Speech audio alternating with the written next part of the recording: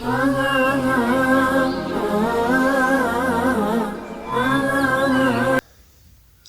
للہ وکفا وسلام علی عبادہ الذین اصطفیٰ اما بعد فاعوذ باللہ من الشیطان الرجیم بسم اللہ الرحمن الرحیم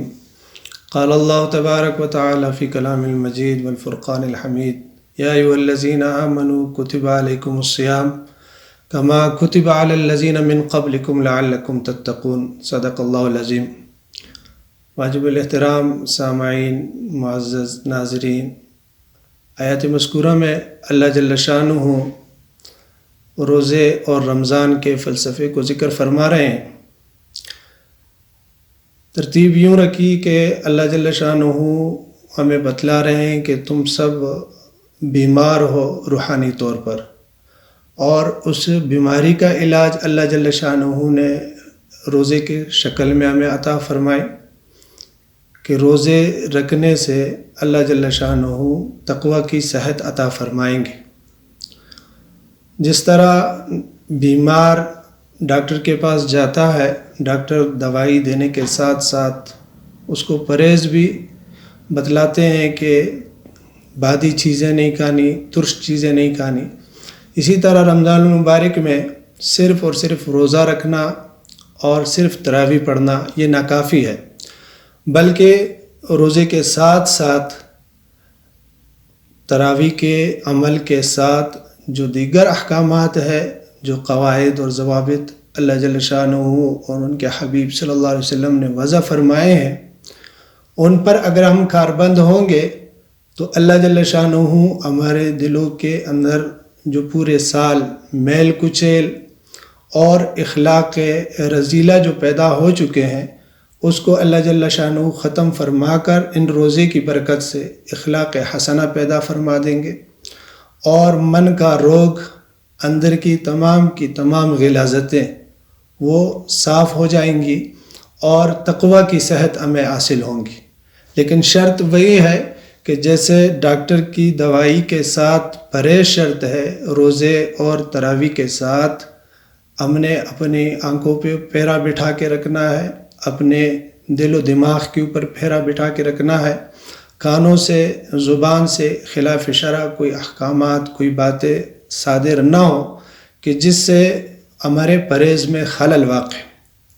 حضور صلی اللہ علیہ وسلم نے فرمایا کہ رمضان المبارک کا یہ مبارک مہینہ، اس کا پہلا عشرہ رحمت ہے، دوسرا عشرہ مغفرت ہے، اور تیسرا عشرہ جہنم سے خلاصی کا۔ پہلا عشرہ رحمت ان لوگوں کے لیے ہے کہ جو پورے سال اللہ جل شانہ کے ساتھ تعلق بنا کے رکھتے ہیں، اللہ کے ساتھ ان کی وابستگی ہوتی ہے، حضور صلی اللہ علیہ وسلم کی سنتوں پر وہ کاربند ہوتے ہیں، ایسے لوگوں کے لیے اول عشرہ رحمت ہے، جس میں ان کے درجات کی بلندی کا سبب بنتا ہے۔ دوسرا عشرہ مغفرت، ایسے لوگوں کے لیے کہ جو یکساں زندگی نہیں گزارتے، کبھی معصیت میں مبتلا ہوتے ہیں، کبھی فرما برداری کرتے ہیں، کبھی اللہ رسول کی طرف آ جاتے ہیں، اور کبھی پھر بغاوت والی زندگی گزارتے ہیں۔ تو جب یہ دوسرا عشرہ ان کی طرف آتا ہے تو یہ ان کے گناہوں سے معافی کا سبب بن جاتا ہے۔ اور تیسرا عشرہ جہنم سے خلاصی، یہ اس شخص کے لیے ہے کہ جو پورا سال اللہ جل شانہ کا باغی بن کے زندگی گزارتا ہے، لیکن رمضان المبارک کے مبارک مہینے میں روزے رکھتا ہے، تراویح پڑھتا ہے، اور اپنے من کی صفائی کے لیے اللہ سے رو دو کر دعائیں کرتا ہے، تو یہ آخری عشرہ اس کے لیے جہنم سے خلاصی کا سبب بن جاتا ہے، اور اللہ جل شانہ اس کے تمام گناہوں کو معاف فرما کر جنت کا سرٹیفکیٹ ان کو عطا فرما دیتے ہیں۔ رمضان المبارک کا مہینہ یہ پورے سال میں دل کی حیثیت رکھتا ہے کہ جیسے انسان کے بدن میں دل ہے، دل سے نکلنے والے اعمال، اگر دل درست ہے، اس کی سمت درست ہے، اس کے اندر اخلاق حسنہ موجود ہے، تو بدن سے نکلنے والے تمام اعمال صالحین والے اعمال ہوں گے، اور اگر دل کی سمت غلط ہے، ان کے اندر اخلاق رذیلہ بسی ہوئی ہے، تو بدن سے نکلنے والے تمام اعمال فسق و فجور والے ہوں گے۔ اسی طرح رمضان المبارک کا یہ مبارک مہینہ پورے سال کے لیے دل کی حیثیت رکھتا ہے۔ اگر اس ایک مہینے کو اللہ اور رسول کے بتائے ہوئے قواعد اور ضوابط کے مطابق گزار لیا جائے تو یہ پورا سال انسان کے مزاج کے اندر تبدیلی لا کر اس کو شریعت کے تابع بنا دیتا ہے۔ لیکن اگر اس ایک مہینے کو بدقسمتی کے ساتھ وقت کو ضائع کرتا ہے فضولیات کے اندر اور عبادات کی طرف توجہ نہیں دیتا تو آنے والے 11 مہینے بھی ایسے ہی گزرتے ہیں۔ مولانا اشرف تھانوی رحمہ اللہ فرماتے ہیں کہ جو شخص چاہتا ہے کہ اس کے اعمال میں جمعیت پیدا ہو، اس کے اعمال میں یکسوئی پیدا ہو اور اس کا مزاج شریعت کے تابع ہو جائے تو وہ اپنے نفس کے اوپر جبر کر کے یہ ایک مہینہ شریعت کے مطابق گزار لے۔ 11 مہینے اللہ جل شانہ اس کے مزاج کو شریعت کے تابع بنا دیں گے۔ یہی بات مجدد الفسانی رحمہ اللہ اپنے مکتوبات میں تحریر فرماتے ہیں۔ وہ فرماتے ہیں کہ رمضان المبارک کے مہینے میں جتنی رحمتیں برکتیں نازل ہوتی ہیں، ان برکتوں رحمتوں کا اندازہ ناممکن ہے۔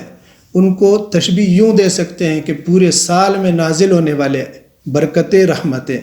وہ ساری یکجا کر لی جائیں اور رمضان المبارک کے ایک دن کی رحمتیں برکتیں ان کا آپس میں موازنہ کیا جائے تو یہ موازنہ اس طرح ہوگا جیسے قطرے کو دریا کے ساتھ۔ اور باقی حضرات مفسرین محدثین رمضان المبارک کے مہینے کو حضرت یوسف علیہ السلام کے ساتھ تشبیہ دیتے ہیں کہ جیسے یعقوب علیہ السلام کے 12 بیٹے تھے، ان میں ایک بیٹا حضرت یوسف علیہ السلام۔ حضرت یوسف علیہ السلام سبب بنے نجات دہندہ بنے اپنے دیگر بھائیوں کے لیے، دنیاوی اعتبار سے بھی اور اخروی اعتبار سے۔ جب ہم رمضان المبارک کا احترام کریں گے، آپ علیہ السلام کے بتلائے ہوئے طریقوں کے مطابق رمضان المبارک کو گزاریں گے تو رمضان المبارک کا یہ مبارک مہینہ ہمارے آئندہ 11 مہینوں کے لیے ہمیں اس طرح پابند بنا دے گا کہ ہمارا مزاج شریعت کے عین مطابق ڈل جائے گا۔ ہم معصوم تو نہیں بن جائیں گے، لیکن جیسے ہی ہم سے کوئی گناہ سرزد ہوگا تو فوراً دل اس پر تنبیہ ہو جائے گی اور اللہ جل شانہ کی طرف سے ہمارے دل کے اندر یہ بات اس پر وسوسہ اور افسوس ہوگا کہ یہ گناہ ہم سے کیوں سرزد ہوا، تو فوراً ہم توبہ طائب ہوں گے اور اللہ جل شانہ بار بار توبہ کرنے کی توفیق دیں گے۔ ایک رمضان المبارک کو اگر ہم صحیح معنی میں گزار لیں تو انشاءاللہ العزیز یہ رمضان المبارک ہمارے پوری زندگی کے لیے ہدایت کا ذریعہ بن جائے گا اور ہمارے دلوں کے اندر اللہ جل شانہ اس رمضان المبارک کی وجہ سے ان کی برکت سے اجالا فرما دیں گے۔ اخلاق رذیلہ کو اللہ جل شانہ ختم فرما کر اخلاق حسنہ پیدا فرما دیں گے اور رمضان المبارک کی جتنی برکتیں رحمتیں ہیں اللہ جل شانہ وہ سب ہمیں عطا فرمائیں گے۔ اللہ جل شانہ سے دعا ہے کہ اللہ جل شانہ ہمیں رمضان المبارک کے ان مبارک ایام کو آپ علیہ السلام کے بتلائے ہوئے طریقوں کے مطابق گزارنے کی توفیق دے۔ وآخر دعوانا ان الحمد للہ رب العالمین۔